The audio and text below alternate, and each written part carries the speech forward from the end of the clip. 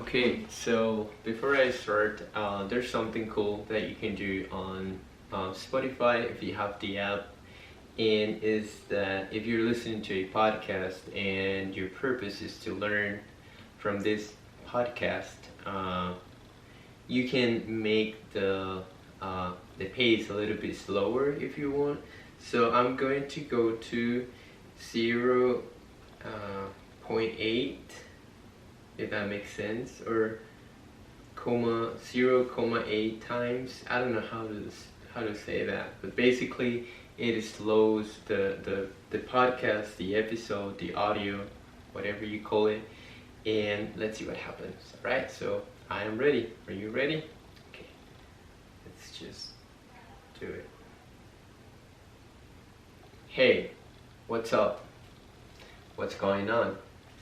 Welcome to the first episode ever of English with Dane, a show designed for you to practice your English, although it won't be your run-of-the-mill English show. Run-of-the-mill means average or common. So this won't your typical English learning show is what I'm trying to say. I'll be talking about my thoughts on things. I'll be talking about music, movies, TV shows, my experiences both as a teacher and also I guess just as a person. And I also be talking about news, history, and things like that.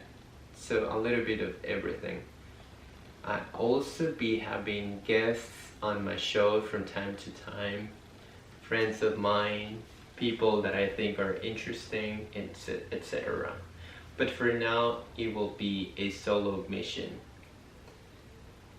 I will be translating words, sentences, or expressions that are maybe a bit more difficult, but for the most part, this will be a free-flowing show, in the sense that I won't really be stopping to tell you how to use specific verbs, tenses, tiempos verbales.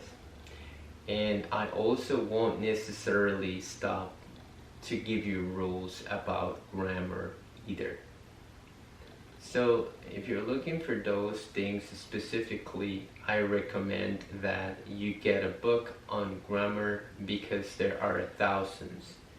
There are some really, really good ones out there. But if you're interested in just practicing your English and improving your listening skills, your listening ability, while you're listening to me talk about a wide range of topics, then this is the show for you.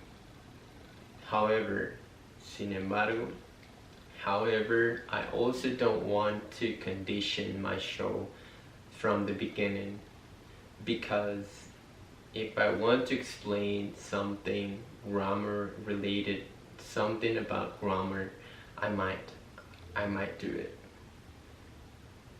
Puede que no haga. Another disclaimer. This show maybe isn't for the complete beginner. If you're listening to this show, then you probably already have a certain level of English. And if you don't understand every single thing I say, don't worry. With a little bit of time and practice, I'm sure you will. So patience. So if you think you'll get something from this show, que sacarás algo, you'll get something from this show, then great. That makes me happy. But if it just creates stress for you, if it stresses you out, then no worries. Come back when you're ready. So let's get into it, I guess. Let's start. You're listening to the first episode ever of English with Dane. Hit it.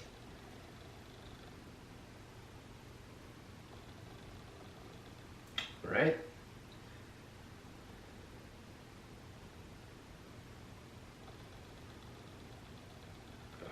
Okay, so I haven't mentioned it yet, but if it wasn't clear, I'm your host, Dane. My real name is Daniel or Daniel for my Spanish speaking friends. But like 10 years ago, my friends started calling me Dane, and it stopped. And now I'm used to it. Estoy acostumbrado. So here we are. I think it was my friend Brian, the first who called me that. So shout out to Brian if you're listening. By the way, if you're unfamiliar with the word shout out, it's like un saludo. Let me talk to you a little bit about my background. Let me tell you a little bit about my life experience so you understand where I come from and also where I'm coming from.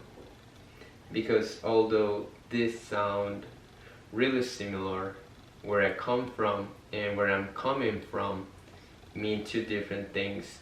Entonces, aunque estas dos cosas suenan similares, de dónde vengo y where I'm coming from, por qué tengo esta idea, cuál es mi idea, son dos cosas diferentes.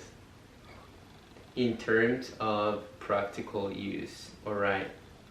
So really quickly, entonces rápidamente, where I come from versus where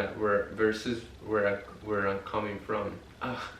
De dónde vengo versus a qué viene, de qué viene mi idea. It's something like, es algo así como la razón por la que pienso o digo algo. Where I'm coming from. Where I come from is maybe my nationality. De donde vengo es tal vez mi nacionalidad. My cultural background or my heritage. Mi fondo cultural o heritage es mi herencia. It's maybe where I've grown up, donde es tal vez donde he crecido, where my family is from, etc. De donde mi familia es, etc. And where I'm coming from y la idea que tengo significa, or where I'm coming from significa my perspective on something, mi perspectiva de algo, the momentum behind my ideas, el momentum detrás de mis ideas. I can use it in a sentence. Puedo utilizarlo en una oración. Something like, algo como, I want to understand where you're coming from. Quiero entender de dónde sacas esto o qué te motiva a decir esto. Which means I want to understand the motivation, que significa quiero entender la motivación, or the motivation or the perspective of the point you're making, o la perspectiva del punto que tú estás tratando de decir. The nature of your argument or ideas, la naturaleza de tus argumentos o ideas. Let's say, digamos, it means I want to know what you're thinking and why you're thinking it. Significa que yo quiero saber qué estás pensando y por qué lo estás pensando. As opposed to wanting to know where you were born or where you grew up. Suponiendo que... Oh, okay, so it's time. It's been a little bit hard, this part. But anyway, thank you so much for watching. Adios.